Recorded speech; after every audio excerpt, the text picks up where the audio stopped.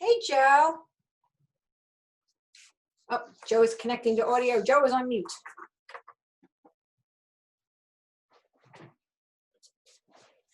Hello. Hello, everyone. How are you doing? Doing well. Doing well. Oh, I just lost my hearing. What was I just going to say to everybody? So I moved to my, like Sue's on the phone, Sue's on the call, Lisa's on the call. For those of you who've been in my home, you kind of know where my desk used to be in the kitchen. So my husband turned my daughter's old bedroom into an office with a door that I can actually close. I'm so excited. I can't close the door when I do Zooms because Teddy scratches at the door. Aw. So I'm like, dude. So now I got to leave the door open. The whole idea was putting me in this room so I could close the door, and then my family didn't have to acclimate, to be quiet. But it's the dog that runs my life. Yeah, those animals are needy. Oh my gosh. So is anybody off of the quarantine in their area? Nope. We Still quarantined? been out in Texas. In Texas, we've been out of quarantine for, since, for, I don't know, a month. The problem is now all the cases are spiking. I kind of took myself off of it. Me too. I can't take it anymore. I am not the mask wearing type. Me neither. Nope. I'm still at home. I went out food shopping for the first time on Monday. My daughter and my son and my husband have all been, doing what they need to do, and they're acclimated to wearing their masks. And I have not worn my mask, not once, until 2 days ago. My daughter and I went to Hobby Lobby, and she said, "Mom, you will not take that mask off." And I said, "I know." So we were in Hobby Lobby, and I'm like, took it off. She's like, "Oh my God, stop it." So I was like, all right, you know what? I'm going to just stay out of the store until the mask thing is over because I can't breathe. I agree with you, especially now because it's so hot out with that thing on your face. Honestly, just terrible. Okay, let's see what time it is. It's 8:30. I am going to, I think the recording, I set the recording to automatic tonight. So I am so excited because I know some of you have taken part in Step Up to Director classes and, things of that nature. And tonight and next week is just literally going to be about offering the opportunity, getting comfortable with it. I don't care what your bookings look like, because to be honest with you, if you're in this business and you don't have bookings, you don't have a business. Recruiting is something I can teach you and help you sculpt and get comfortable with. But bookings, tonight's not about bookings, because bookings are the lifeline of all of our businesses. I want to help you get comfortable because you're on this call because you either want to be comfortable or you want to get more comfortable. Or maybe you're on here to learn some things to teach your own teams. But Recruiting Bootcamp 101. When I think of bootcamp, I think of something hard and something you have to get up early to do, and something you have to have special clothes for, and something that's going to make you perspire, and something, like exercise. And I don't want to do any of that. But bootcamp is really, think about what bootcamp is: being scared, I can't being hear. new, not being sure. Am I going to pass? Am I going to fail? Am I going to make it? What will happen? So when I think of boot camp, I just think of the people in the military that are doing far more difficult things than we'll ever do on this subject. But if you're here on this call tonight, it means that you want to learn, okay? And Teddy's in his bed now. Probably recruiting, out of all of the elements of being a Pampered Chef consultant, recruiting is the most intimidating part. And it's most often the most avoided aspect of the job. Would everybody agree to that? That we kind of mosey around the subject of recruiting because we don't have to. And that's very true. We absolutely do not have to recruit. And maybe you're new and you're feeling like, I have no clue what I am doing. How can I possibly start a team? I don't want to appear pushy. I'm afraid of what people are going to think of me. I don't want to be rejected. I just feel awful when somebody says no to me. Rejection feels bad. I don't want to feel bad. Well, I'm going to say that the first step in realizing something about all of these statements, and somebody like Christine, who's known me for 22 years, she was a consultant, left and came back. We all went through this with cooking shows, with teaching consultants how to do cooking shows. And what was wrong with all of those statements is we were making it about us. What we don't want to feel like, what we don't want to be perceived as. And I feel like recruiting is not something we do to someone. It's something we do for someone. And before we dive in, if you're in a quiet place and you can come off of mute, if not, you're going to type it in the chat. If you're on this call tonight, I don't care if you're in the business 5 minutes or 5 years, if you have been positively impacted, you or your family or both, if you've been positively impacted in some way, big or small, it's going to be your reason. So that makes it important. In some way, big or small, that you've been impacted, that you now cannot imagine life without it. Would you guys mind sharing? You can come off of mute to share, or if you can't come off of mute, type it in the chat. Just something that you already uncovered about yourself in this business that has made an impact, positive impact on you or your family in some way, big or small, as a result of starting your Pampered Chef business. I can tell you. Okay. Say your name and where you're from. Chris, and I'm from Brentwood. New York. Yes. Sorry, I forgot. Coming back was the best thing I ever did, because I forgot, first of all, about what a wonderful family we have here. And it's helping me work towards the goal that I really want, and that's get out of my other job. And I can do it. I can do it. I know I can. Yes, you can, my dear. This family will get us there. Yep. And I think this family is even tighter knit than the family we knew once upon a time when there was cooking shows, because we didn't have computers and we didn't have social media and all that kind of stuff. So it's a lot easier to bond quicker now than waiting once a month to see each other at Sharon's house in her living room. Or at the church. Or the church, right.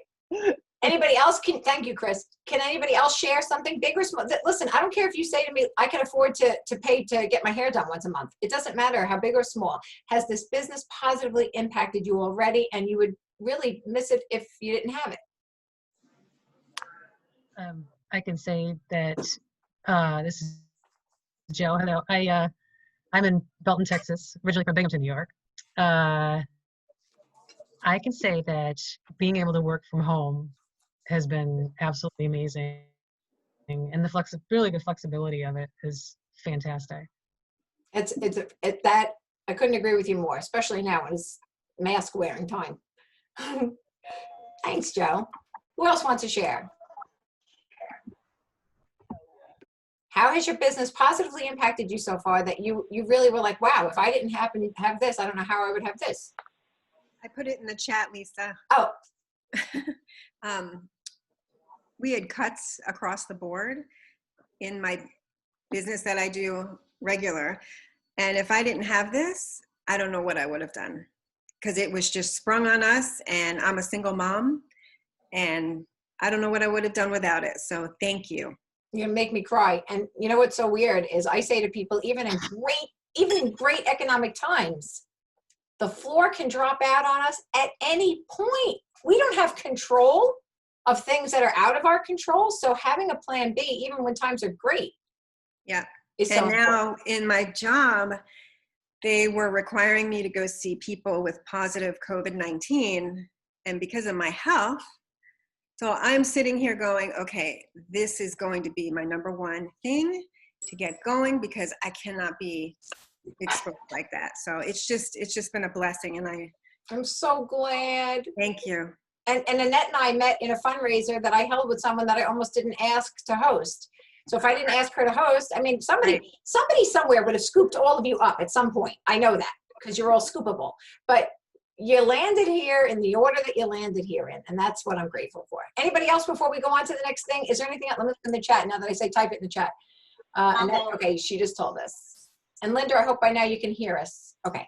Anybody else want to offer something that this business has impacted you and your family in some positive way that you're like, I can't imagine if I didn't have it? I'll go. Lisa. When I joined, at the time, I was a stay-at-home mom for 17 years. And at that time, I had to get a job, a full-time job. And where I live now, there was no way for me to get to the city to be paid the salary I was making. So this came along, and I did everything I was told to do. I listened, I learned, and I am very happy that I did it. There's no looking back. I don't have to get a job, full-time job. And I feel like if we have a choice, because when I worked a full-time job for somebody else before I did this, I was happy as a clam. I never questioned it. If we work for somebody else and we are happy as a clam, that's awesome. We do this on the side for something special, perfect. But if you're working for someone that you don't enjoy the job, or you don't enjoy the company, or you don't feel valued, think about, we have to work hard to have somebody else determine what we're worth. So if you're in that sort of circumstances like Christine just shared, this is something that's going to allow you to work towards something that's a better way of life for you. So just think about that for a second. If we listen to all these reasons that we all shared, some of them are income, some of them are flexibility, some of them are plan Bs. Think about, and this is how I think the biggest impact on me in my mind, because I have to play a mind trick, is when I was at a cooking party, I would literally look out in my audience and I would say, nope, nobody out there tonight looks interested. I would just look at their faces. Maybe they were looking at their watches, or they were looking bored, or like, you know, shifting in their seat. And I would automatically think, she could hear me when we were saying that.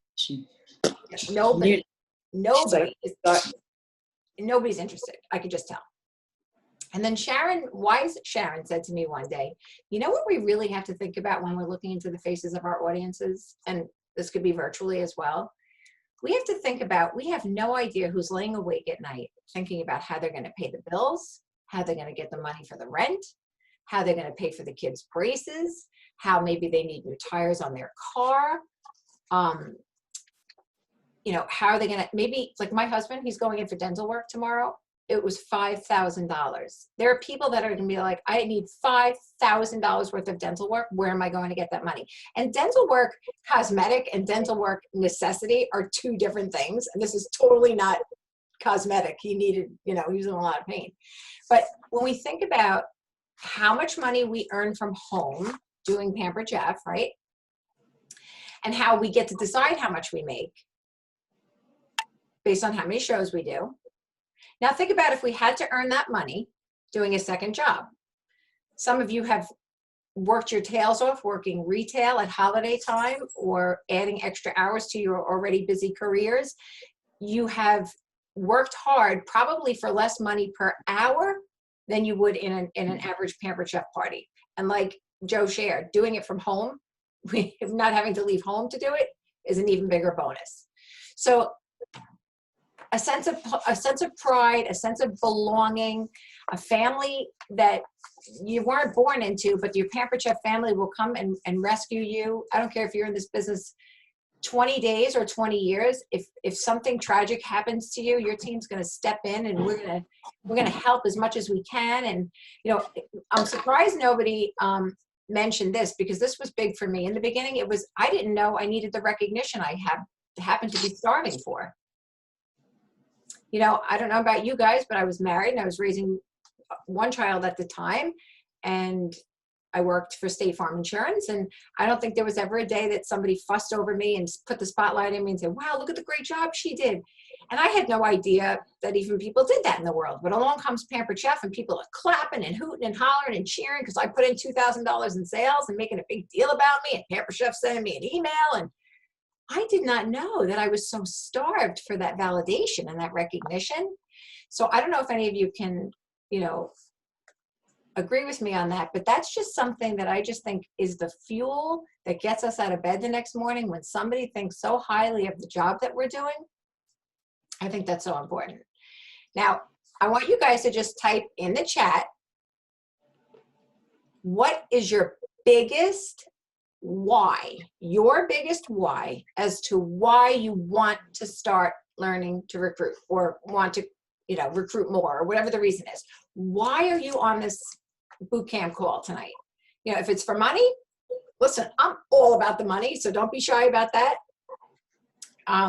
If it's, you're retired, you're an empty nester, you have nothing to do now, nobody needs you, you needed something to call your own. Whatever your reason is your reason. So just type in the chat, what's your biggest reason why you want to learn to recruit or get better at it? Make more money, be a better leader, great leader. Jennifer's got 5 children. Okay, look at that. I'd love to build a team. Oh, it's going so fast. You guys are good typers. Build a team, be a director. Would love to leave my full-time job. Want to bring up the topic with people. You want to be able to bring up the topic with people and be comfortable about it. Excellent. Director, make more money. Great. Okay. So if it's for the money, think about what this income would look like. I want you to think about this in 2 different ways. Because if you're a parent, you're going to teach your kids the same thing. Put your money away, save for a rainy day. You're going to be thankful one day. The harder you work now, the easier you'll have it later. We know the cliches. We all felt like our parents were, you know, weird for telling us those things, and then we grew up and learned. But I want you to think about something. What would your income look like in 1 year, in 5 years, in 10 years, and beyond that, if you started building a team now? Just think about what that might look like. 1 year, 5 year, 10 years, and beyond. What could that income possibly look like? Okay? Could be double, could be triple, could be quadruple. But now I want you to think about what your income's going to look like in those same time frames. If you hang up on this call tonight and next week and next month and next year and not build a team. If you're doing this for the income, what would your income look like in that same 1 year, 5 year, 10 year, and beyond? What would it look like if you didn't recruit? But first, think about what it would look like if we did. Now, I'm going to be very transparent with you guys. I was always in it for the money. I started for the money, but I stayed for a million other reasons. The virtual world, I came into it kicking and screaming. I will never lie about that. I was a cooking show person down to the soles of my feet. I thank goodness every day that I learned how to do virtuals. Many of you in this team have taught me. My check was $32,000 last week for the month. My check last month was $21,648.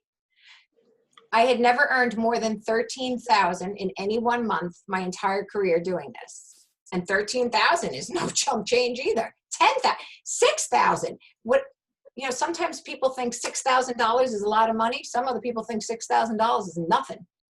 Some people think $500 is a lot of money. Some people think $500 is nothing. So it's all the mind frame we put in, you know, behind money. So my message to you is, I always thought I had all this time to start building a team, and I was never in a real hurry for it because I was married. I had other ways to support myself, and I didn't put as much time and effort into it early on as I should have. But think about, and that number is not to show off or brag. It's just to show you there's a real person talking to you tonight that if my income was that much, think about Sharon's. Think about how much Sharon's was. Think about Jill's. Jill recruited Sharon. Sharon recruited me. I recruited whoever. But I just started recruiting, and then my team started recruiting. And that's what's going to happen to all of you. When you start recruiting and your team starts recruiting, this gigantic team is not all my doing. But all we have to do is sprinkle a few seeds and help a few people start growing some teams, and those people keep growing, and it goes and goes and goes. And when I was brand new at this, I could not wrap my mind around it. That was for the big people. That wasn't going to happen to me. But the virtual world was instrumental in making this bigger and making it happen faster than any cooking show opportunity in all the years I've been with this company. So I'm going to ask you guys to do me a favor. And if you don't have a pen handy, I would like somebody to type it in the chat, and then you can take a screenshot of it. The things that I'm going to teach you really are you're not going to see it in Dash, because I want to get in your head. I want you to not think about what's in it for you. I want you to think about, because this is when the whole thing turned for me. I want you to think about not having yourself as part of the equation. So if you said to yourself, I'm taking myself out of this equation, this is not going to be about me. What that's going to help with is what we're going to talk about next. How many of you would say you don't want to feel pushy, and that's why you don't want to offer the opportunity? Oh, if they wanted to, they would ask. Pushy? Okay. How many of you would feel like, oh, I don't want them to feel like, I don't know what they're going to think of me, like I'm trying to hook them or something. Right? Yes. So when we take ourselves out of the equation, we can't feel that because we're not making it about us. We're making it about what can I do? Let's say Joe is my potential, guest, or she's my host that I'm hosting with right now. What can I do for Joe? What can I do for Annette? What can I do for Diane? Not what can I get when I recruit Joe and Annette and Diane. So I used to say, and I don't know if Christine remembers this, we used to say back in the day, oh, I just need 2 more people to get director. Oh, I just need 3 more people to earn enough points for my trip. Oh, I just need 5 more people to earn my excellence award. And we would say, I just got to get, and when we said it like that, it felt selfish. It sounded selfish. We didn't think that at the time, but looking back, right? But if I said, I want to go out this month and change the lives of 2 more people. I want to help 2 more people not worry about money. I want to help 2 more people find something they can call their own. I want to help 2 people build something that will bring them so much joy and financial freedom. So you see how it's the same thing? Even when we don't know what we're doing. It's so easy to say, I want to help 2 people have a better life. Because we've all shared some things on here that are pretty evident that because of what everybody shared, we have a better life, or we're going to have a better life as we continue down our path. So I want us to not say or think, I just need 2 more to promote to director. I just need 1 more to promote to advance. I want everybody to take that out of their vocabulary and this is what I want you to write down. It's not about me. Just write it down. It's not about me. Because the next time we're tempted to chicken out of asking someone, we're going to look at that and say, this is not about me. Because when we chicken out of asking, we're making it about who? Me. Us. When we don't do something in this business, it's because we're worried about how we're going to feel. And if we're worried about how we're going to feel, then we are making it about us. And I'm not saying there's something wrong with us. It is human nature to feel that way. But that's when we recognize that we're making it about us, we flip the switch. And we look at that sign that says, it's not about me. So if I looked at Sue, and I may or may not know something about Sue. Maybe Sue, when she was hosting with me, shared with me, oh, I just got divorced and I'm in a new place. And I'm okay now, but what if something happens with my day job? I don't have any, I don't have a safety net. What if she just happened to share those things with me in casual conversation? Now I look at Sue and I think I could offer her the opportunity. She can say whatever she wants, but at least I know I've done my job. And I've invited her to step into something that could solve what she shared with me. But if I don't ask Sue because I'm afraid, or because I don't want to be rejected, or because I'm afraid of what she's going to think of me, then I've made it about me. So when I look at that sign and it says, it's not about me, it's about the other person, does that make sense to everybody?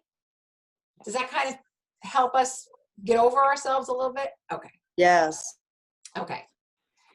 So you guys know I always go, I hit you right between the eyes with, if you're a mom or a godmother, or you've been the role model to a child in your life, if that child told you they were afraid to try out for the school play, they were afraid to ask that girl out on a date, they were, 6, 7 years old, and they were scared to ask the new kid at school to come over for a play date, and they said to you, Mom, Aunt Maureen, whatever, I would do it, but I'm scared.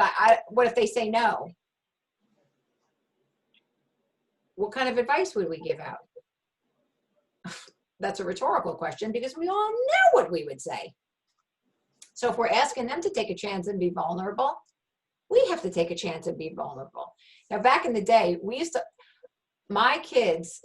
have in-home meetings, and my kids are 24, 21 now, but they were born into this. Well, my son was 18 months old when I started. My daughter was born into this business. My kids, month after month after month, they would have to see team meetings go on, and I would say, go around the room, say your first name and where you're from, and we would do that just to get better acquainted. When my kids would start having play dates, one time my son, I don't know, he was maybe, I want to say like 4th grade, 5th grade, and he goes, can everybody go around the room, say their name, tell my mom where you're from? And we're like, oh boy, the kids that grew up in direct sales. But I thought, like, he's got to be learning valuable lessons from watching me do this job. And that's another thing. If you have little kids at home, right? If you have teenagers at home, I don't care if they'd rather stick needles in their eyes than admit to you they've learned something from watching you do this business. They will pick up on it. And something they learn along the way from watching you or dad or whoever do their job from home, they're going to find valuable lessons in this. My daughter the other day, she's about to start an internship to be a pharmacist, so she can't really get employment anywhere because they can call her at any minute. So I said to her, would you like to work for me? And she's like, no, but I will. And I had her doing booking reach outs for me. And I said to her, you're just going to copy and paste, and if they answer you, I'll deal with it. She comes in my room and she says, oh my God, how do you deal with all of this? And I go, what's the matter? She goes, one person was mean. 3 people said no within 5 minutes of me sending the message. She goes, I could never do this. And I said, that's a normal reaction, but I don't take it personally. Back in the day I did, but I learned I don't take it personally. And there's enough people to ask and enough people will say yes. So she says, well, all right, but I don't like it and I would never do it. I said, and that's fine. But you're going to get told no in your life and you got to learn how to deal with it, right? Okay, so what I can say is if fear is stopping us, think about if we didn't let that fear. Because when we break it down, if you're older, if you're in your 40s, 50s, or whatever, you break it down, the older we get, the less we care about what others think of us. When you're in your 20s and 30s, maybe even your early 40s, we put a lot of emphasis on what we think others think of us. At least that's been my experience. And as I got into my 50s, I started to care less and less what people think of me. And I don't mean like if I was to go and do something wrong or mean-spirited, not like that. I mean, like, I'm going to ask if they can share the coupon in Macy's. I'm going to make the line behind me wait 5 minutes while the girl gives me the coupon. I'm going to take chances. And I'm going to ask for 10% off because there's a little scratch on it. I don't care. I'm going to do it. I'm not so shy. So in the beginning, before you have that confidence, absolutely everything worth having in this business is going to take a little bit of extra effort. It's going to take a lot of extra effort, actually. And there's always going to be some degree of difficulty when we're learning something new. There's always going to be a degree of difficulty before it gets easy. And if, tonight after we hang up from this call, you think about what was the first thing you did before Pamper Check? Because we can all live in this cute little cocoon of comfort zone in our lives where we don't want to stretch past the daily automatic pilot routine our lives are on. But if we don't stretch ourselves, if we don't do new things and learn new things, what doesn't challenge us doesn't change us, right? Okay. So when the same good choices, when the same good word choices are used over and over again, it's going to build confidence. And I want you guys to think about your hit songs that you sing. My husband and I went in the car today and he's like, how do you work this radio? I said, I don't play the radio in my car. And he's like, what? I said, yeah, I got Spotify. I play my songs on. And he's like, okay, I don't need you to belt out, all your Donna Summer songs. We'll just leave it. We'll just leave the radio on. But your favorite songs, all the words. Are those songs sang the same exact way every time? Yeah, pretty much, except for the explicit ones where you get the F words in them.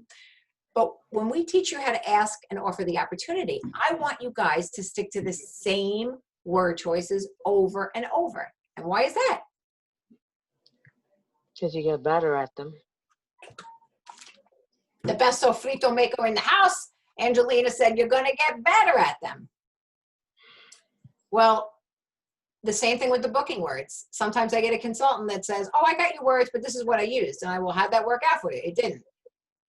Even if the words don't quite sound like you in the beginning, I want you to trust them and try them. And I know this sounds literally like the stupidest thing I'm going to ask you to do, but I even want you to say them out loud while you're vacuuming, while you're cutting the grass, while you're doing your laundry, while you're doing your gardening, while you're driving in the car. I want you to record them into your phone because I don't want you reading while you're driving. I want you to record them into your phone and then listen on your earbuds. And I want you to say the words along with your own recording. Because if you don't practice them out loud, you can't say them at a barbecue. You can't say them while you're getting your nails done or your hair done or you're getting your oil changed or maybe you're at a mommy and me play date. Yes, they're great to copy and paste in a virtual party, but we still have to know how to speak to people when we're out and about. So you're going to get all these word choices. I'm not making you write anything tonight. But I can tell you this. If we don't practice it, if we don't ask, if we don't learn how to deal with objections and things like that, we're giving ourselves the automatic no. And you're only on this call because you want to learn how. And I don't know about you, but when we're good at something, when we're not afraid to ask, oh my goodness, we're not going to have off switches. When you think about if you could go to Macy's right now and buy a pair of Franco Sarto shoes for $5, would you keep that a secret? If Pampered Chef said, we're going to give you $10, you know me with my $1 per booking. Pampered Chef says, we're going to give you $10 for every person you invite to the business this month, regardless if they say yes or no. How many people would you ask? Even if you were doing it wrong, how many people would we ask? Everybody. So it's not that we're not willing. But if money is waved in front of us, we don't care if it's coming out ass backwards, we're going to ask. So it's not that we're not willing to ask. We just don't want to feel bad when we're doing it. Okay. So there is a trick, and I'm going to give you guys cute little videos later to look at whenever you want because they're funny. They're just funny. We learned a long time ago in this business that when we're afraid to ask somebody something, if we state the fear up front, we kind of let the person we're going to ask relax a little bit. Like, I'll give you an example. You know, I've been dying to ask you something, but I didn't want you to think I was being pushy. The person would be like, oh, come on, don't be ridiculous. Ask me. So if I called Laurel and I said, you know, Laurel, I've been dying to ask you something for like the last 6 weeks. I can't even get my nerve up to do it because I was so afraid you would think I was being pushy. And she would say, spit it out. So sometimes we state the fear up front when it's somebody we know, because that's more appropriate to somebody we know. It helps smooth the transition to bring up the question. So I'm going to give you a couple of examples. If we were going to ask a friend, you could be at a barbecue this summer. You could be getting your nails done together, hopefully soon. It would be like, hey, do you remember when I told you I started a Pampered Chef virtual business back in March? Well, call me crazy, but I've been thinking about how much you would love doing this business. You're personable. You're great on Facebook. You love to cook. I think it would be so much fun to work with you. What do you think about that? Now, you could be brand new. Listen, I know I'm brand new. I don't know anything. I won't be able to teach you anything, but we can learn together because my friend Lisa, who got me started, will help you too. My friend Laurel, who got me started, will help you too. My friend Jennifer, who's helping me learn the business, will help you too. So you don't have to know everything to be able to share the opportunity. So if you said it to somebody like that, you know, call me crazy. I've been dying to ask this, but I didn't want you to think I was feeling pushy, but I've just been thinking and thinking about how much you would love this. Is that person, and you've heard Sharon say this on other calls, is that person going to be like, the nerve of you trying to improve my life? Now, what if they come back with that objection? Well, we'll get to that later because 99% of them do. Okay, a host. Hey, this is going to be the craziest question you get today, but what are your thoughts on starting your own virtual Pampered Chef business? So we're leading in with, hey, this may be the furthest thing from your mind. This may be the craziest question you get today. And I've got the best, I thought of this tonight. As soon as I say it, Christine's going to remember this. If I don't offer you the business opportunity, my ponytail is giving me a headache. If I don't offer you the business opportunity at least 3 times while we're hosting, I'm going to pay your shipping. Remember that? And we're like, oh, we're not paying anybody shipping. We're asking. So that's a trick you can do. Put it in your host coaching regimen. It's part of my job to invite each and every host to start their own virtual business. And if I don't invite you at least 3 times between now and the time we close, I'm going to pay your shipping. And that gets us. Now, if we don't say that to the host, well, we're not willing to do the work. And why do we want to ask them 3 times or 4 times or 5 times? Because it's a female's prerogative to change her mind. It's a male's prerogative also, but I'm talking about the species I know. It is our prerogative to change our mind. Now, wave to me if the first time you were asked by whoever, you said no.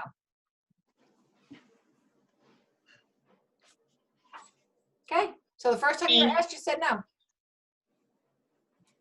Lisa Harris, how come you're not speaking up? I said me. Where's the wave? I'm not on camera. I pursued Lisa Harris hotter than my husband. Okay, so look at the internet. If I tell you, my first 4 times Sharon called me, I said no. She called me literally on the phone. That's all we had back in the day. And I said no to hosting, no to signing. And I honestly, I don't know how she didn't give up the first 3 times, but she cut, it wasn't like, no, don't ever call me again, click. It was like, oh, I don't think so. I don't even know who would get me started. I gave her cracks to crawl in, obviously.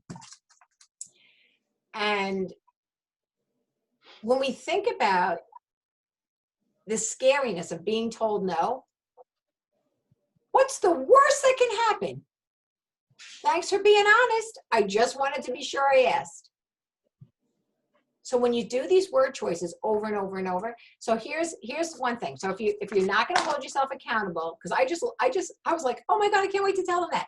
I'm going to offer you, it's my job to offer you the business opportunity at least 3 times between now and the time we close that party. If I fail to do that, I'm going to pay your shipping.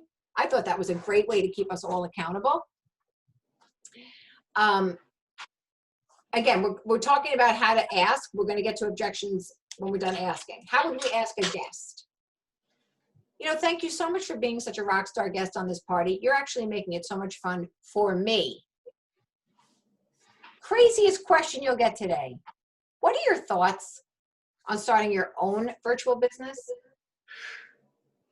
So you paid the compliment. And guys, the rock star guest is the person who's doing all the commenting, saying, I love my stoneware, I love my host, she's my bestie, she's playing the game, she's PMing you the name of the cereal boxes, that kind of guest. So thank you so much for being such a rock star guest. Do you know how much fun you're making this for me? We used to say that too. I don't know if you remember that when we did cooking shows. If somebody was being so nice to us, offering to help carry our stuff in, do the dishes, you're like, oh my God, you made tonight so much fun for me. Have you ever thought about becoming a consultant? That's a compliment, right? So when you're asking the rock star guest, hey, this may be the craziest question you get today, but you're doing my job. Have you ever thought about, what are your thoughts on starting your own virtual business? Every once in a while, I catch myself. I don't like to ask a question that can be answered in a yes or a no. What are your thoughts on starting your own virtual business? What are your thoughts? That's why we ask it that way. Would you ever consider starting your own Pampered Chef business? Then it's no. It's a dead end. But when you say, what are your thoughts? You're going to get the no, but you'll usually get the reason why. So now we're going to come to the part where we're going to get a barrage of negativity. So if somebody can come off of mute, I would like someone to give me their worst possible that they can imagine in their mind how they'll be responded to if they offer the opportunity to someone. And for most of us, it would be through written text. But what's the worst? Somebody says to you, You offer the opportunity, they say blank, blank, blank. What's the worst you could imagine in your mind that would terrify you?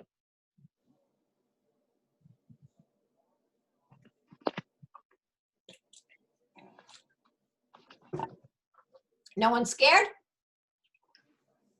I ask, they just say no. Okay, so they just say no and no, nothing else. Well, the last two are just like, no, that's not for me. Okay. Now, if they're vague, one second, Kate, we'll come to you. If they're vague, we can delve a little deeper and say, thank you so much for being honest. Would you be comfortable sharing with me why it's not for you? And I do it gently with a smiley face because I say, knowing your reason helps me be better at my job. In other words, I make them feel like I'm valuing their feedback. You could even say something like, thanks for so much for being honest. We truly value the feedback of our hosts and customers. Would you be comfortable sharing with me the reason why? Because, we collect this kind of information and it helps us improve. I find that that's a very gentle way of asking. I don't think anybody can misinterpret that if you put the smiley face. And it could be a line of BS, or it could literally help each and every one of us collect that and understand what's going on in someone's mind. So let's just say the person said, I'm not a salesperson. Well, I'm glad that you said that because I certainly wouldn't take you that way either. Was I coming across that way? Smiley face? No. At a cooking show, I always said I was an enthusiastic demonstrator. You put me in a real estate office, in a car dealership, in a retail store, in a jewelry store, and make me sell things to people that walk in off the street? Hell no. I have no patience for that. But Pampered Chef, they're there. They know what's coming. All right, Kate, what's a reason that would scare you from asking? Well, this person really put me off. It was a couple of weeks ago, and she PM'd me, so I went into my whole thing about booking a party, and before I even started typing it, she said to me, I am not interested in having any parties, and I am not interested in selling Pampered Chef, so please don't even ask me. This was just as the party was even just getting started. She was already like, she knew I was going to come after her, and she's like, don't even ask me. I'm like, okay. And that doesn't feel nice. No. Not at all. No, I was a little annoyed. Yeah. Now, I happen to know your adorable daughter-in-law and your son, and if your son was originally to ask her out and she said, don't even try it, I am not going out on a date with you. And he came home and said, that felt awful, I will never do that again. What would your advice be to him? Well, it's always going to be no if you don't try again. So here's what I'm going to ask you to do. And again, in our minds, because this is what stops progress, not anything else. I don't care who's tall, who's short, who's pretty, who's got short hair, long hair, who's got glasses on, who's got a college education, who doesn't know how to spell. I don't care who we are in this business. This is what stops us right here. So I want you to think it's just like when the waitress offers dessert, or I shouldn't say waitress, that's not a politically correct answer. When the server waiting on us at a restaurant sees everything we ate and still has the nerve to come by with that dessert cart. Okay? I'm not speaking from experience, but they still have the nerve to come wheeling by that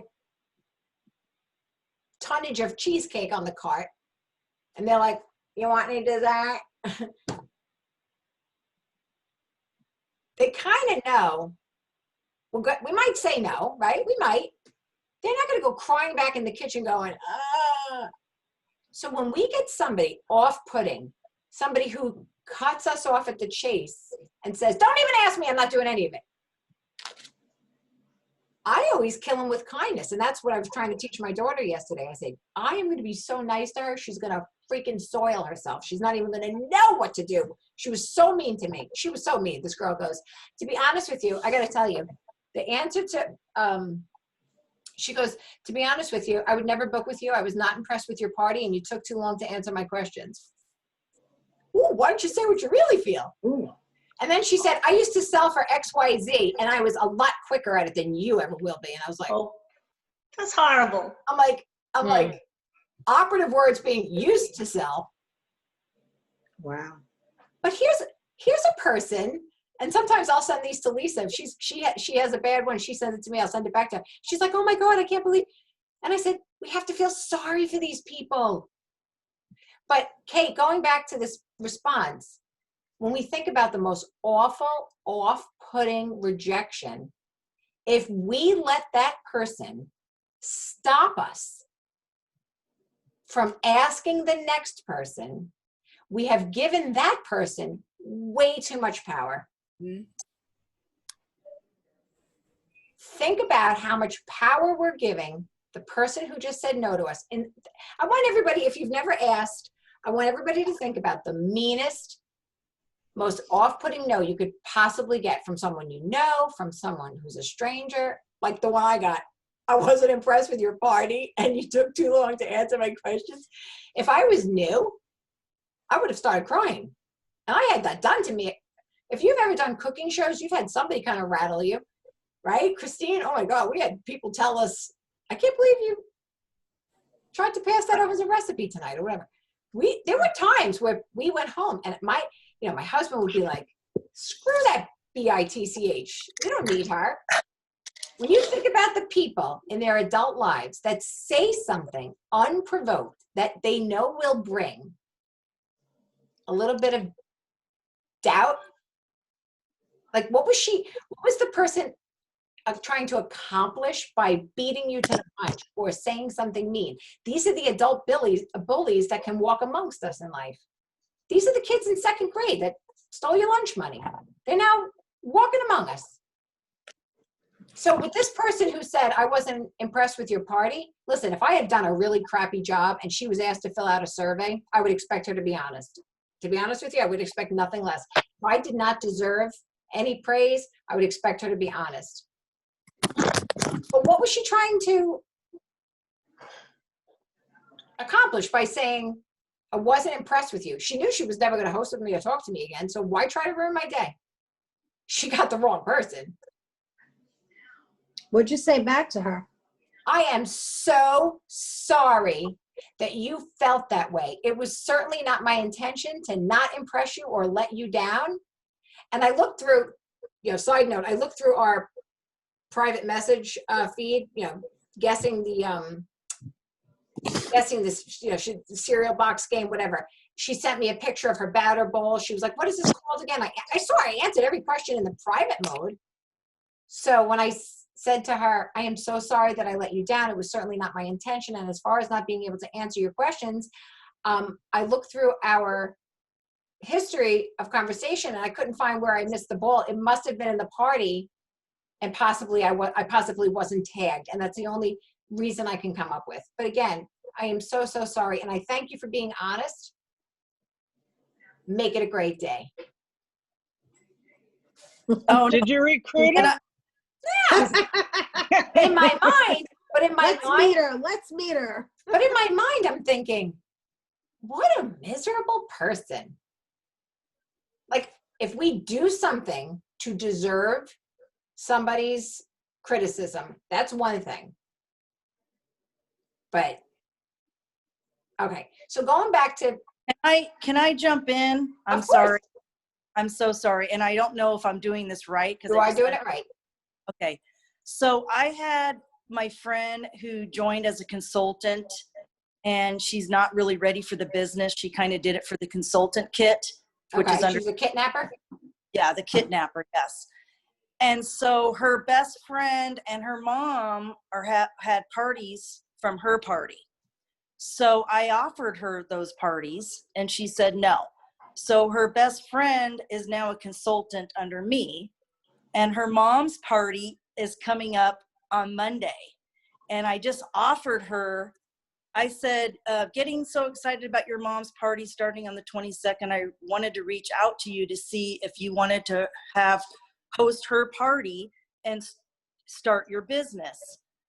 it's all ready to go. Just let me know. And she said, no, I'm going to see how Sherry, that's her best friend, does with it. I know me, normally this is not for me. My work schedule is crazy and need my me time with my husband. So I want to wait it out. I don't want to waste your time or yours. I have not answered her back. That just happened like 2 minutes ago. So. And I'm going to tell you, first of all, you're very generous and you were very thorough, and I give you a lot of credit for that. It's our job to offer.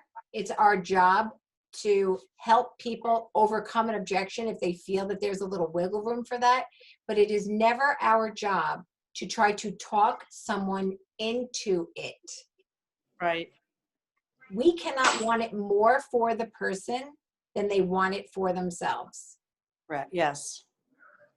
And I love this answer, meaning I really don't love it.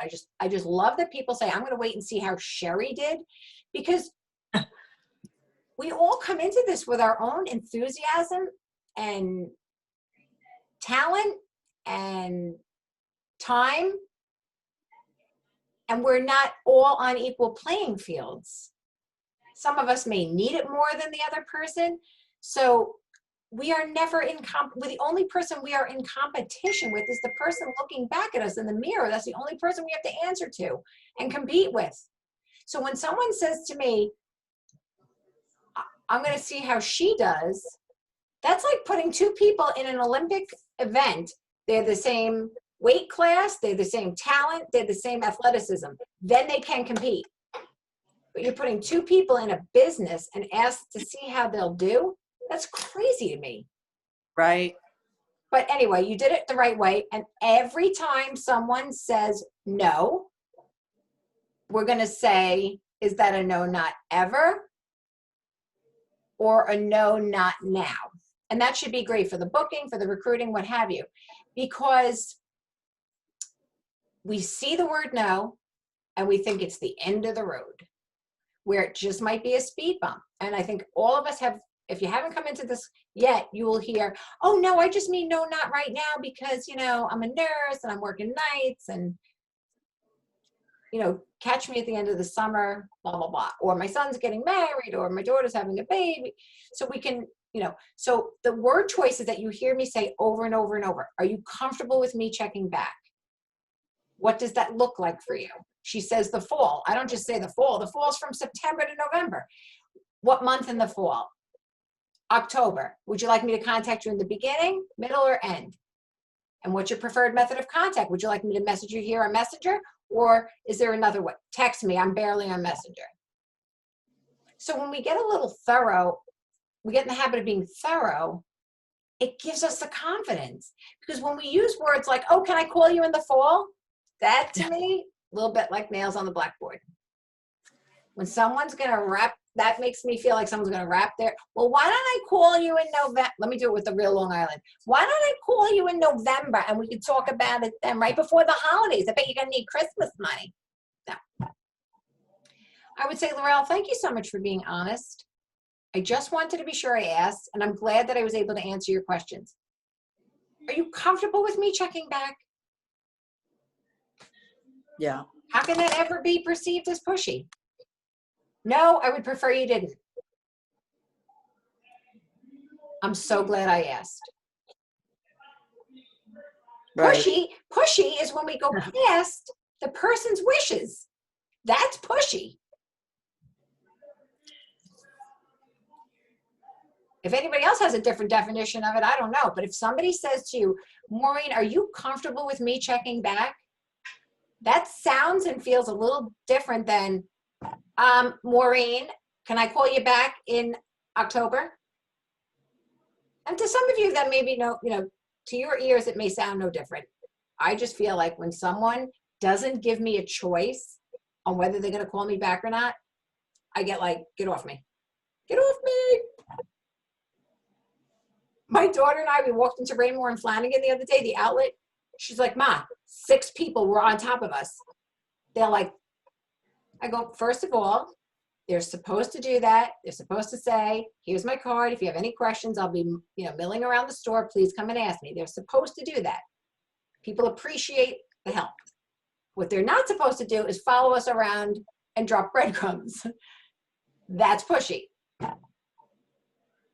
So there's a level in which people can perceive it being too much. All right, let's go back to another rejection. Oh, I could never do this. I don't have a minute to myself. I got that one today from a host. Okay. Yesterday from a host. You are very qualified to answer this. How would you respond to someone that says they don't have time? Lisa? Oh, me? Yeah. You're on mute. I just told her that as a consultant, you could host as many parties as you want per month. I told her about Post My Party, and I told her you work at your own pace. Now, was this just her, was this immediately following her saying, I could never do this, I'm too busy? Yes. Okay. No, I waited to the next, I answered her yesterday. But was that the next verbiage you went to? Mm-hmm. Okay, so now I'm gonna use this as an example. I think I did it wrong. Lisa didn't do anything wrong. She didn't do anything wrong. But I always tell people, check for interest first before going through the whole rotation. Post my party, how many they're not gonna know what we're talking about. So if somebody said to me, I couldn't do this, I don't have the time, I wanna check for feeling and say, oh, it sounds to me like you're on the go 24/7. I hope it's fun things. Well, I shouldn't say that with COVID. I say that in non-COVID times. So if they say they're really busy, I'll say, do you work more than one job? Smiley face. And I try to get it, I'm just trying to get it out of them what they're so busy with.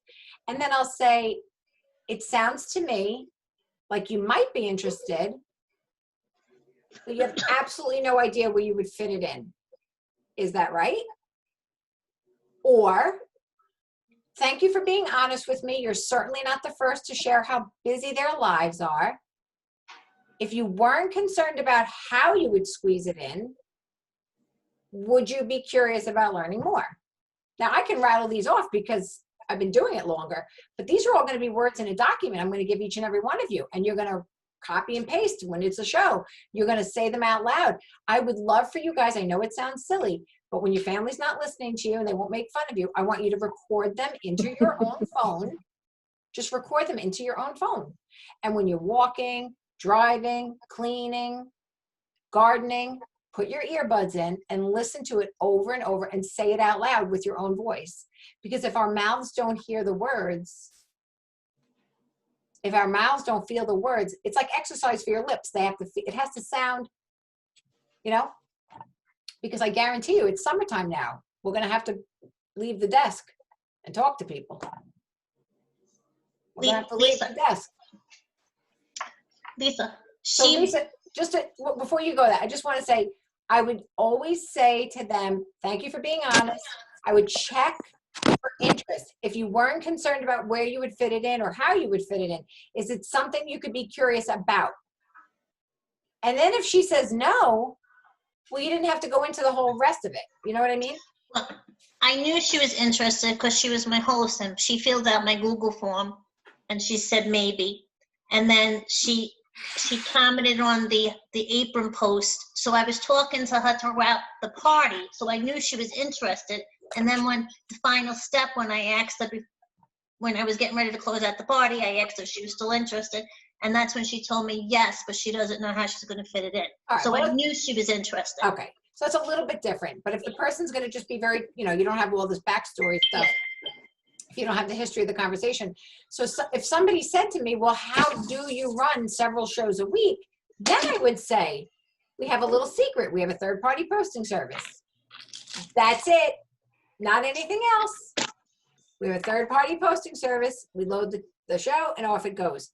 Not the whole, think about when we're in front of the person, we say very little, ask, respond, go back and forth, instead of talking to the person or at the person, we offer little bits of information and prompts them questions. Oh, what's a third-party posting service? Well, that's when we load up all the party posts, and this third-party company inserts them in all the shows for us on our behalf. Little bits of information. Who else has a way?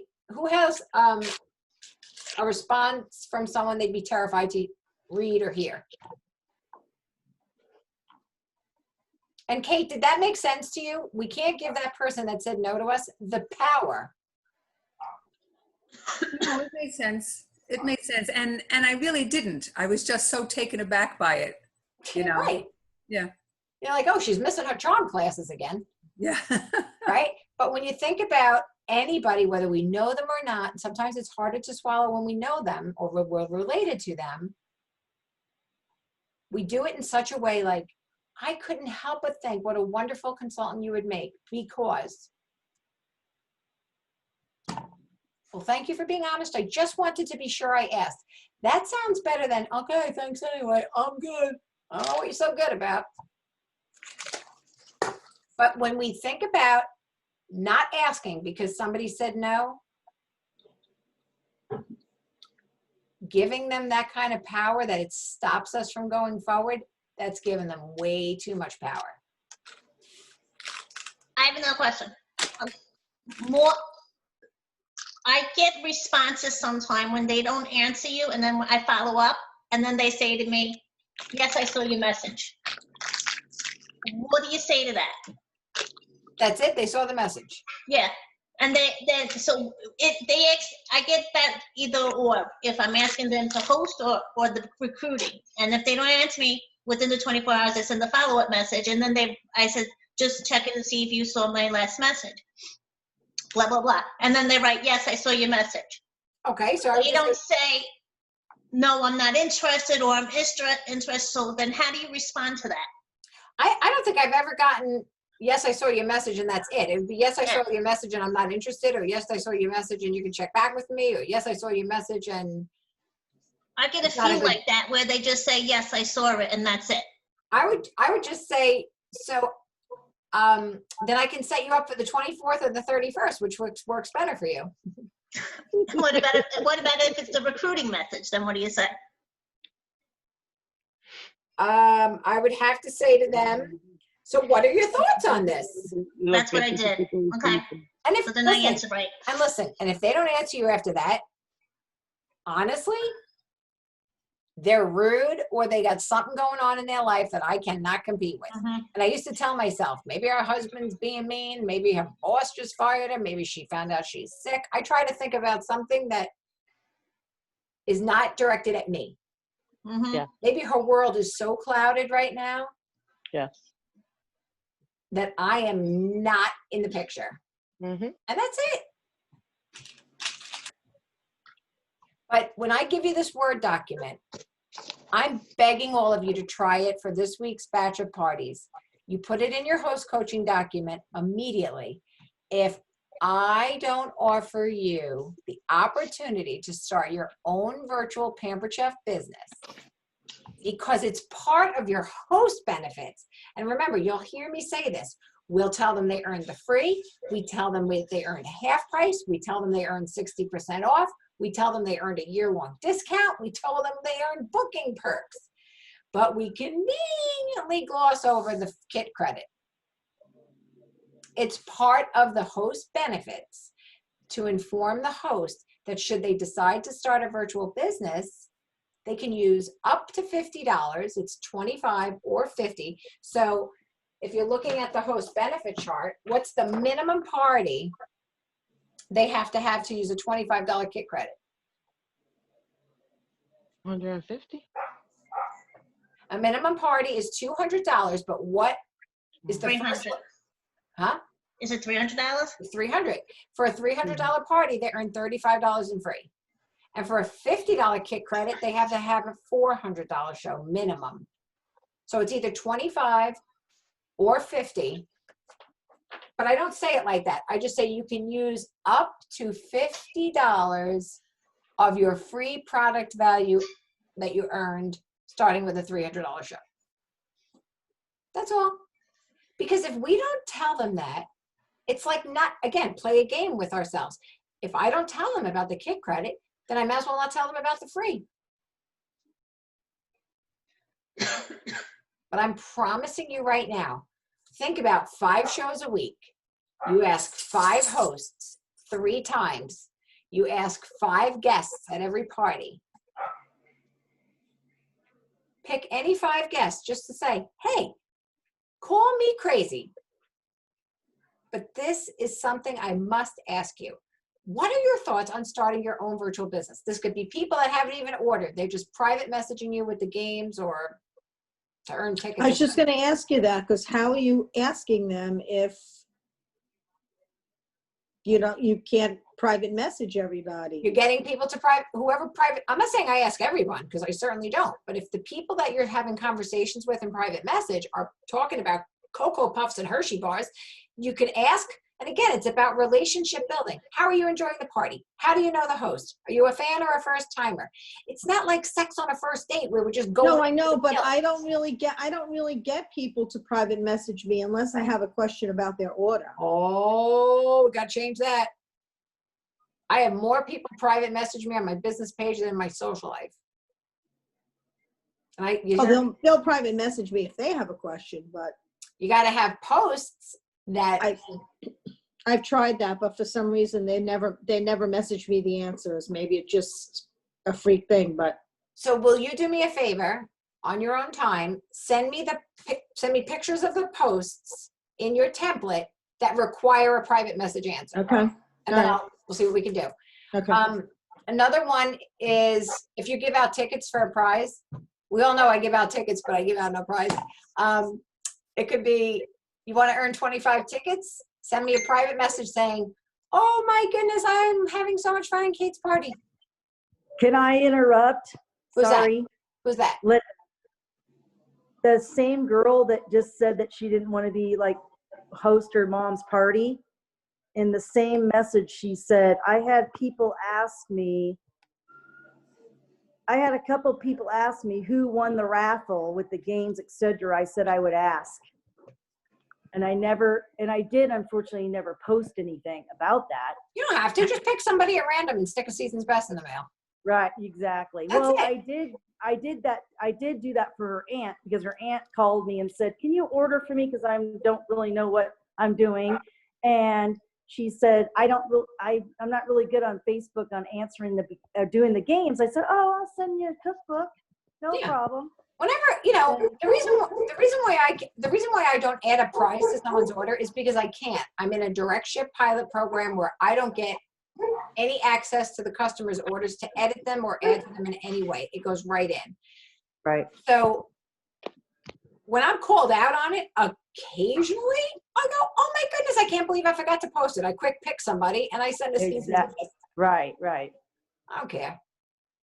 That's the way I understand. It's awesome. And Diane, I know Diane's going to laugh. Diane runs a gymnasium, a gymnasium in high school.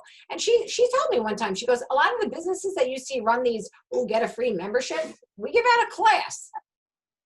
No, sometimes you take like someone's wife and you know who doesn't want to come and you're like, oh, Dawn won the year membership. Yeah. And they're like, woo, Dawn, go Dawn. But then you contact everybody else and tell them that they got a free week or they got a free whatever, you know. And it's a tactic.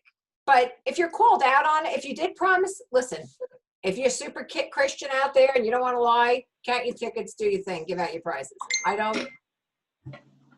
If I'm called out on it, I'll give out something, honestly. I had one woman, she said, I couldn't sleep all night because I didn't know how many almonds were in the brownie pan. I'm like, you need a pill.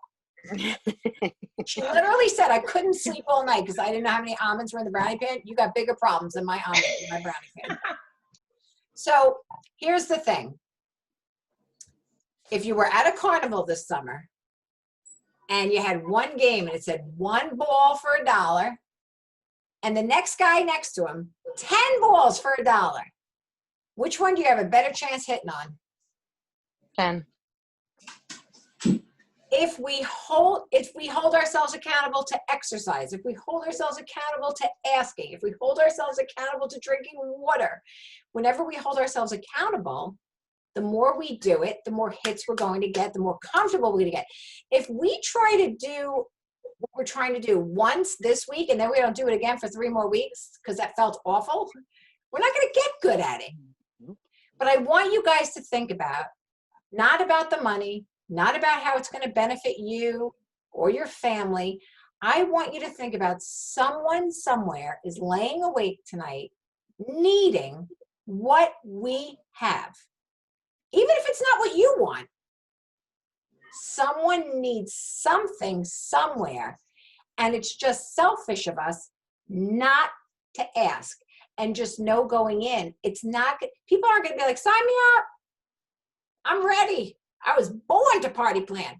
No. Because when someone says to me, I don't know where I would get the friends to start the business, I would say, if you weren't worried about who would host your first parties, would you be willing to give it a try? Boom. Not, oh my goodness, you got 385 friends. We're going to find friends for you. Don't worry. I'm going to teach you what to say. You're going to say, nope. If you weren't worried about where you would find the business, if that was off the table, would you be willing to give it a try? For people that this business was founded on cooking shows, we had to go to somebody's house, we had to chop up food, cook it and serve it. That never scared me. And that past, you know, it scared me originally when I originally thought of it, and then I practiced a bunch of times. I did my first show. I was totally not scared after that. But that's a lot scarier than copying and pasting on social media. Okay,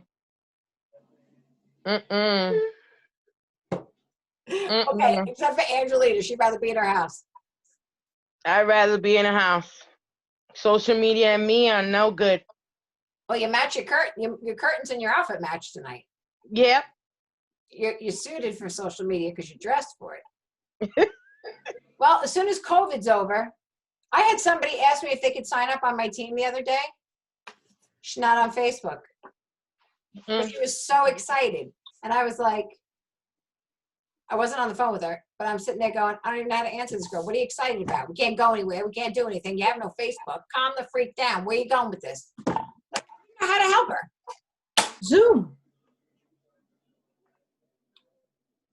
I called her. She wanted me to call her, and I offered the Zoom. Oh, I couldn't right now in the chat with you guys. I don't know how to do it. You just hit chat. Just type chat. So anyway, did tonight's call give you a little bit of encouragement in getting past what you may have been thinking? In other words, I'm not saying tonight, poof, wave my magic wand, fear is gone. I'm not saying that at all. But when we're scared to ask, I want us to stop and say, it's not about me. It's part of my job. I'm going to ask. Because all of you who have already started teams, what if you never asked? What if nobody asked us? And then what if we didn't ask others? Just think about it in your own private time. And if we dare to go down that road, oh, that'll never be me, what we think about, we bring about. Why not you? Why not me? Why not Chris? Why not Jennifer? Why not? Why can you lift your children up? Why can you lift your spouses up and your significant others and your best friends? Why can you lift up everybody else? But when it comes to ourselves, we go, nope. And I told you guys, if you were on the first call when you were a brand new consultant, if you leave this job, let it be because it's not a good fit for you and your family. You literally do not like it. Not because you were frustrated, not because you were feeling insecure or you didn't understand. Because that's learned. We all have to be patient. When we're new, we have to learn. And sometimes it takes us a week, sometimes it takes us a month or a year. But as long as we don't quit, the only way to fail is to stop. But I promise you, The minute you stop yourself from asking someone, at least tell yourself why you didn't. So my assignment for you this week, and I'm not like Sharon, you come on next week's call without this homework assignment, you can hang up, you're not on the Zoom. It's boot camp. I don't want any screenshots. Don't be bugging me on private messenger with your problems, okay?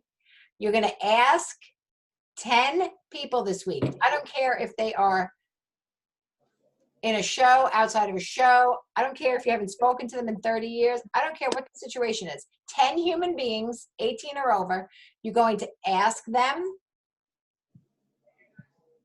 You're going to copy and paste the exact words you used. After I give you the documents with all the words, you're going to copy and paste you're going to say, it was a friend, it was a guest, it was a host, whatever. Tell me who the person was. I want you to copy and paste the words how you asked. And then I want you to copy and paste their response. Now, if you get a fish on the line and their response needs immediate attention, like it's workable, we could work with these people, screenshot and send it to me and say, oh my God, what do I say? Absolutely. But if it's a dead end no, they never want you to ask them ever again, then it's thank you for being honest. I just wanted to be sure I asked. We want 10 of those people in a Word document. So don't be sending me, individual things. Just keep track of it in a Word document. And we're going to look at those results next week. But just keep track. I'm only asking you, you want to do 20 or 30? Do it. I'm only asking you to do it with 10 people. Do it scared. Just do it. I have a question. Yeah. After we ask them the recruiting message, if we establish that it's no, not never, or no, not now, whatever it is, how do we go into it to ask them to host? Oh, Just say, thank you for being honest. I just wanted to be sure that I asked, what are your thoughts on hosting? Is that how you do it? Exactly. If they say that's no how to I do it. If they say no to the recruiting, then the next natural thing to do is to go into hosting. Say, well, I would at least love the opportunity to spoil you with free products. What are your thoughts on picking a show date and hosting online? Because back in the day, they would teach us to ask the biggest question first. And let me tell you something, guys. I am never the consultant that asks everyone. I am never that girl. I don't even pretend I'm that girl. I'm not even going to pretend I ask every host. Because sometimes I cannot wait for it to be done. Yep. I don't want to see you. I don't want to speak to you. You don't deserve to have social media. I'd rather have my period all week than deal with you. That's how I am. Okay? And it's been 8 years since I've had my period. So I'm not going to lie to you and say, oh, I ask everybody. I don't ask the people I don't like. I don't care if that's right or wrong. That's just who I am, and I'm always going to tell you the truth. It's not who I am. I am not going to pursue someone that has literally given me clear reasons not to like them.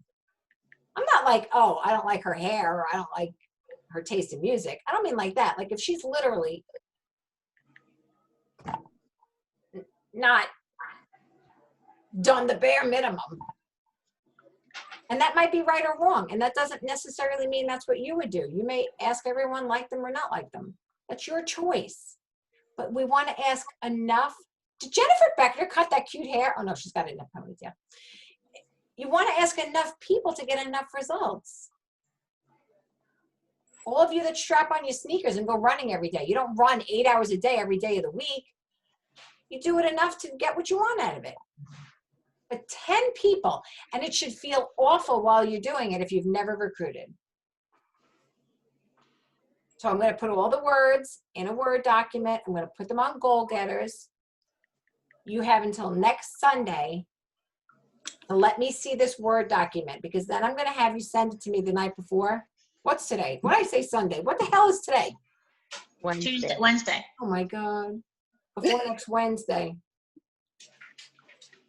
So by Tuesday night, if you do all your 10 tomorrow, don't send it to me until Tuesday. Because if you do all your 10 tomorrow, then you should be doing 10 every day, you little show off. So do your 10 Just send it to me Tuesday, Monday, whatever. I want not the name of the person you asked. I asked a host. I asked a guest. I asked a friend. I asked a relative, whatever. Just give me the type of person they were. I want the exact words you used, copy and paste or whatever. And I want you to write their reply if it was, you know, and if it's something you feel like you can work with, then screenshot it and say to me, she wants more information. He wants more information. And maybe you'll have a consultant by next week. But what I want you to do is just get used to asking 10 people between now and then. Because you guys all said it. If Pampered Chef gave me $10 a name, I'd message 50 people. Lisa, do you have something? So I had 3 consultants that were interested, but I wasn't able to get it. Do you have any words that you can give me to touch base with them again? Hey, you know, and again, this is a great topic to bring this up. When whatever note you land on at the end of the conversation, we have to know what kind of a tone it was. So, hey, are you comfortable with me checking back? Mm-hmm. And asking when? So if they say, oh, I don't know, well, you could say, would you like me to check back with you on the 1st of every month? Maybe we'll have a new incentive. Okay. But if you haven't spoken to them in a while, I'd have to know how you left off. Like if you left off on a note where they had questions that weren't answered or they didn't have the money, it all depends on where they left off. Okay. But you could check back in and say, hey, you know, I was chatting with my friend Lisa who helped me get started in the business, and I brought your name up and it made me think I never followed up with you. Okay. I'll do that. You were on my mind. Mm-hmm. But remember, it's what this business can do for the other person, not what it's going to help us do, because it's a Zig Ziglar quote. We help enough people get their boat across the shore, we will find ours are already there. I guarantee you will find yourself little machines and ask, but think about whose life can I change? And if I don't ask, it's an automatic no. Everything in life is hard before it's easy. We're not talking people into it. We're offering it and letting them decide. And when I talk about addressing objections, it's literally, thank you for being honest. You're certainly not the first. If you weren't concerned about having to act salesy, would you be curious about learning more? Thank you for being honest. You're certainly not the first to have that concern about time. If you weren't worried about how you could fit it in, would you be curious about learning more? We're checking for interest before we hit the brick wall. But doing it with the same word choices, the same way every time, or similarly, and responding to the objections similarly every time allows us to get good at it. You know, Sharon, who's my director, here's a fun little story. When she started, she maybe recruited 7 people a year, didn't go to conference. We all kind of just sat around, got together, made Pampered Chef recipes, talked about shows. None of us were aggressive. Like none of us we're just like, oh, we'll see where it goes. Right, Chris? And then one day, Sharon went to view a cooking show of a fellow consultant that we're friends with.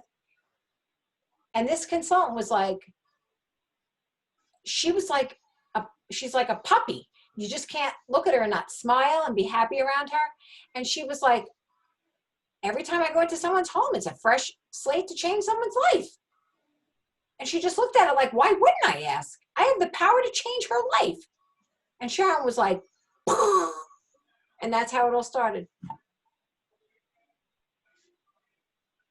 Literally, that's how she did it. And now she's like one of the #1 people in the company. And she's all our upline. We have full access to her and her wisdom. All right, guys, it is past our bedtime. I kept you way too long. Thank you, Lisa. I apologize for keeping you so long. I have no off switch. Okay. 10 people. Don't send it to me tomorrow. I'll smack you. Thank you. Thank you. Thank you. Good night. Thank you. And thank you for your time, everyone. Thank you. Bye. Good night. Right. Good night.